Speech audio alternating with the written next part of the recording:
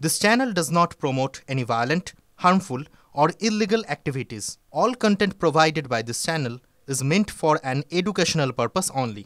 Cancer Healer Center, a new beginning.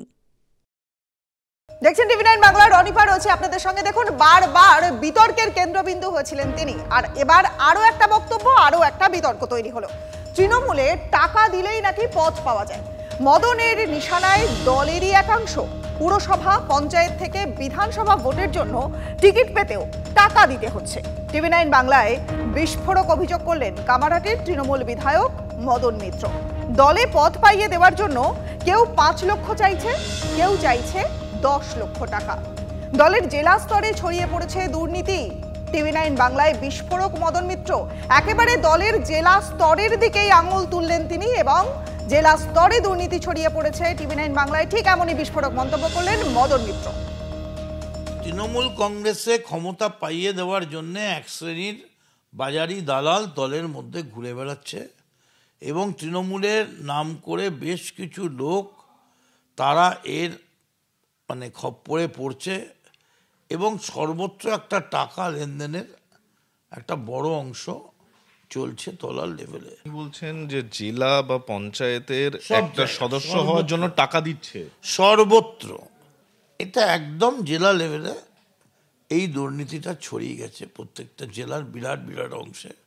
এবং আমি খালি চাইছি আমার কটা লোক এই টাকা দিবি, আজকে 10 লাখ দিবি, তোকে সেক্রেটারি করবো, এরপর তোকে পঞ্চায়েতের টিকিট দেবো, কাউন্সিলরের টিকিট দেবো, কেউ কেউ বলছেন এমএলএর টিকিট দেবো। এমএলএর টিকিটের এখন দর কত যাচ্ছে? যে যেমন পাচ্ছে তাকে হাঁকছে।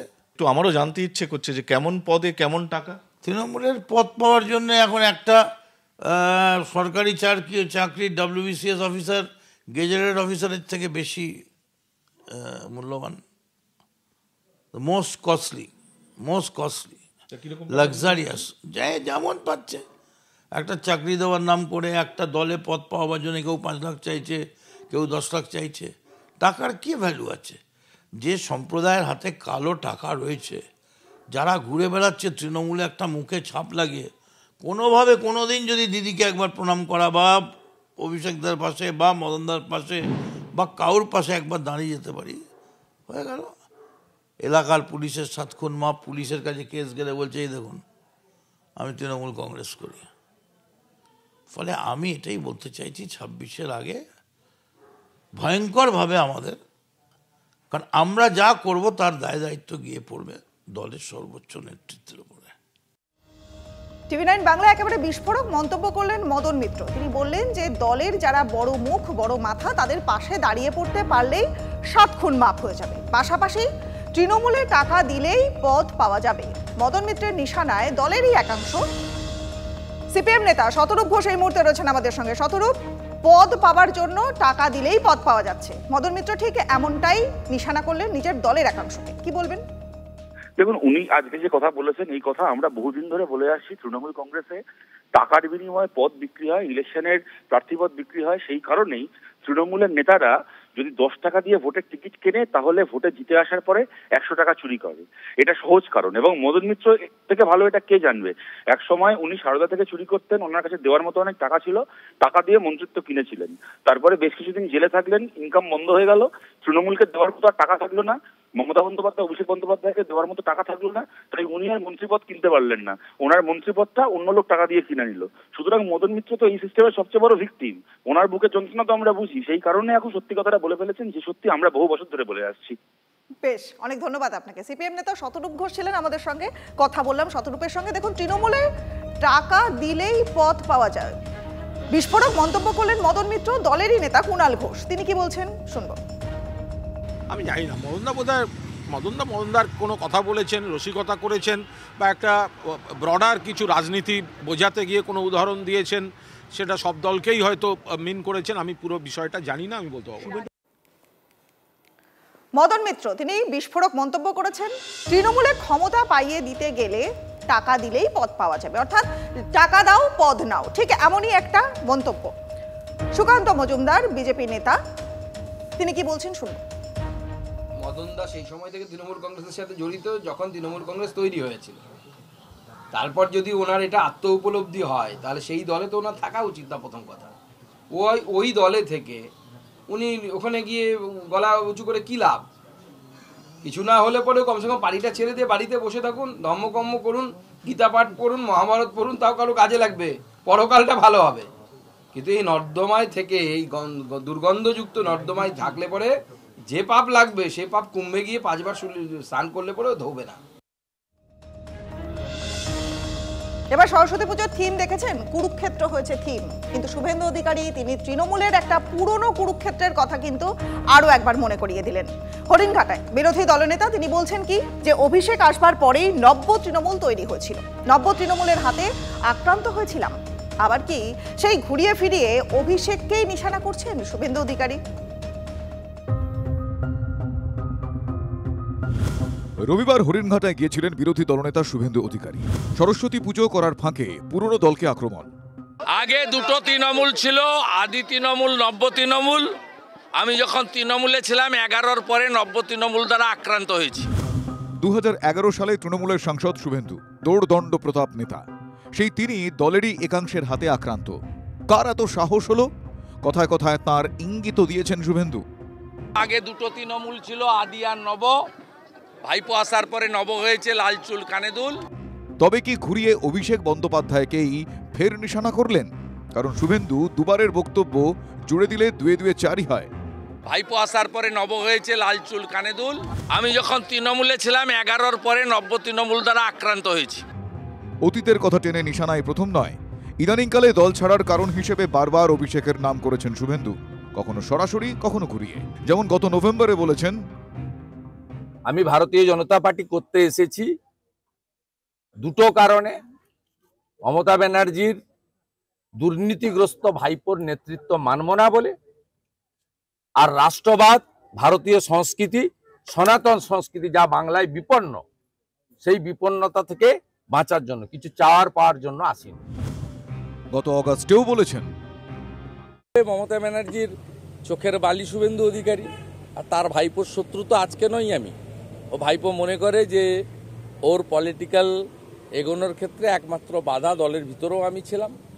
সেই জন্য ম্যাথুকে আমদানি করা, সেই জন্য কেডি সিংয়ের মাধ্যমে দলের ভিতরে থাকা 13 জন নেতাকে ফাঁসানো, সবাই জানে। দল ছাড়ার কারণ হিসেবে মমতা অভিষেকের কথা বলেছিলেন তার ঠিক 1 বছর আগে।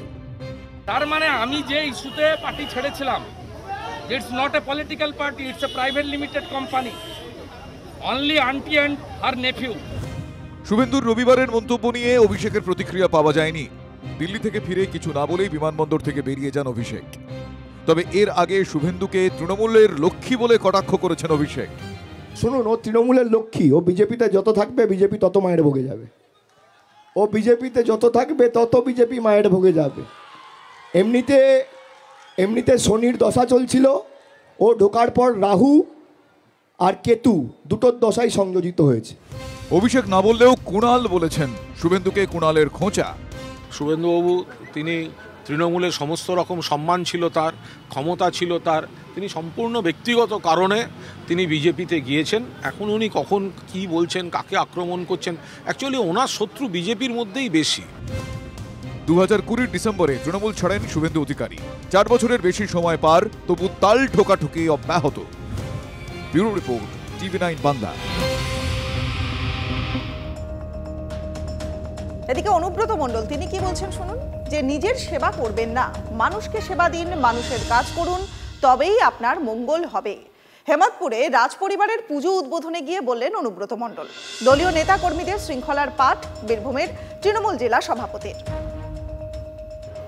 অনেক আগে থেকে দলটা করছি, একটাই চিন্তাধারা, মানুষের উপকার করতে হবে, মানুষের পাশে থাকতে হবে, মানুষকে সহযোগিতা করতে হবে। এটা ছাড়া আর কিছু বুঝি না। যারা এখানে এসছেন সব অঞ্চল প্রেসিডেন্টরা আছেন, লোহার প্রধান আছেন, সব প্রধানরাও আছেন, সবাই কি বলবো, মানুষের কাজ করুন, মানুষকে সেবা দিন, তবেই আপনার ভালো হবে, তবেই আপনার উন্নয়ন হবে। নিজের সেবা করবেন না, মানুষকে সেবা দিন, মানুষের কাজ করুন, মানুষের পাশে থাকুন। কিন্তু এখন বোমাব্রত যে সেবাব্রত হয়েছে তা আজকে জানলাম। মা সরস্বতীর অশেষ কৃপা যে তার উপরে বর্ষিত হয়েছে, তো তিনি এখন অনুশাসন, শৃঙ্খলা এসব কথা বলছেন, তা ভালো। আমার মনে হয় তিহারে ইডি সিবিআইয়ের পাঠটা বেশ ভালোই, সহজ পাঠটা বেশ ভালোই হয়েছে। তাই মা সরস্বতী তিহারেই কৃপা করেছেন। তিহার থেকে বেরিয়ে আসার পর এখন অনুব্রত, মাঝখানে বোমাব্রত, তিনি এখন সেবাব্রত এই অবতারে আবির্ভূত হয়েছে। ভালো, মা সরস্বতী তার মঙ্গল করুন। 2026 অর্থাৎ বছর ঘুরলেই বিধানসভা ভোট আসতে চলেছে। আচ্ছা, রাম রাজনীতি কি এবার বাংলার নির্বাচনের কোনো বড় ফ্যাক্টর হতে চলেছে? নন্দীগ্রাম, সেখানে রাম মন্দিরের জমি নিয়ে শুরু হয়ে গেছে শাসক এবং বিজেপির মধ্যে সংঘাত। কুণাল ঘোষের দাবি যে হাসপাতালের নামে জমি নিয়ে সোনাচূড়ায় রাম মন্দির তৈরি করছেন শুভেন্দু অধিকারী। আগে হাসপাতাল হবে, তারপরে হবে মন্দির। নন্দীগ্রামের অনুষ্ঠান মঞ্চ থেকে এমনই হুঙ্কার দিলেন তৃণমূল নেতা। আমার জায়গা আছে, একটা 2.5 বিঘা জায়গা আছে সোনাচূড়া। ওই জায়গায় আমরা স্থায়ী রাম মন্দির নির্মাণ করব এবং 6 এপ্রিল রামনবমীর দিন ভিত্তিপ্রস্তর স্থাপন। গত 22শে জানুয়ারি নিজের কেন্দ্রে দাঁড়িয়ে সোনাচূড়ায় রাম মন্দির তৈরির ঘোষণা করেছিলেন শুভেন্দু অধিকারী। জমি আন্দোলনের আঁতুড়ঘর নন্দীগ্রামে রাম মন্দিরের জমি নিয়ে নতুন বিতর্ক। তৃণমূলের দাবি, সমাজসেবামূলক কাজের জন্য মহাশ্বেতা দেবী সহ আরও অনেকে এই জমিটি কিনতে টাকা দিয়েছিলেন। পরে জমিটি নিজের নামে রেজিস্ট্রি করে নেন শুভেন্দু। বর্তমানে এই জমির মূল্য প্রায় 6 কোটি টাকা। তৃণমূলের অভিযোগ, শুভেন্দু আগে কথা দিয়েছিলেন ওই জমিতে হাসপাতাল হবে, কিন্তু এখন বলছেন মন্দির হবে। কুণালের সাফ কথা, নিজের নামে রেজিস্ট্রি করা জমি সেটা তো বিজেপির হয়ে যেতে পারে না। ওই জমিতে শহীদের রক্ত, ওই জমিতে শহীদ পরিবারের চোখের জল। মন্দির কেউ করছে করুক, আমরাও চাই মন্দির হোক, মন্দিরের কেউ বিরোধিতা করছে না, কিন্তু মানুষকে দেয়া যে কথা রাখতে হবে, বিশ্বাসঘাতকতা চলবে না। ওই জমিতে প্রথমে আগে হাসপাতাল করতে হবে, বাকি অংশে কেউ কোনো মন্দির করলে সে করতে। বিরোধী দলনেতার ঘনিষ্ঠ মহলের দাবি, যে রাম মন্দিরের পরিকল্পনা নেওয়া হয়েছে সেটা সামাজিক কাজেরই আওতায় পড়ে। মন্দির সংলগ্ন আয়ুর্বেদিক ও হোমিওপ্যাথি ওষুধের দোকানও তৈরি করা হবে। রাম মন্দির বিষয়টা সোনাচূড়া মানুষের আবেগ একটা আছে, সেই জায়গাটাকে তাকে সেই মর্যাদা দেয়া, সেই সঙ্গে নন্দীগ্রাম মানুষের আবেগকে মর্যাদা দেয়া। নিশ্চিত কেবলমাত্র রাম মন্দির হবে না, এখানে সমস্ত রকম পরিষেবা দেওয়ার জন্য সমস্ত রকম ব্যবস্থাই করা হবে। তৃণমূল বিজেপি দুপক্ষকেই খোঁচা দিতে ছাড়েনি সিপিএম। মানুষকে বিভ্রান্ত করতে চাইছে। নন্দীগ্রামের মানুষ চাইছে রুটি রুজি, নন্দীগ্রামের মানুষ চাইছে কর্মসংস্থান। সেটাকে ভুলিয়ে দিয়ে যারা বিভ্রান্ত করতে চাইছে তাদেরকে নন্দীগ্রামের মানুষ সঠিক সময়ে সঠিক উত্তর দেবে। 6 এপ্রিল রামনবমীতে সোনাচূড়ায় রাম মন্দিরের ভূমি পুজো। পূর্ব মেদিনীপুরেই জগন্নাথ মন্দিরের উদ্বোধন হবে 30শে এপ্রিল অক্ষয় তৃতীয়ায়। এই নিয়ে তৃণমূল যখন জোর প্রচার চালাচ্ছে, তখন সেই জেলাতেই বড়সড় রাম মন্দিরের ঘোষণা। রাম মন্দিরের দরজা খুলবে 2026 সালে। 26-এর বিধানসভা নির্বাচনের ইস্যু কি এখনই ঠিক করে ফেলেছে শাসক আর বিরোধী? নন্দীগ্রাম থেকে কনিষ্ক মাইতির report, TV9 Bangla. Cancer Healer Center, a new beginning.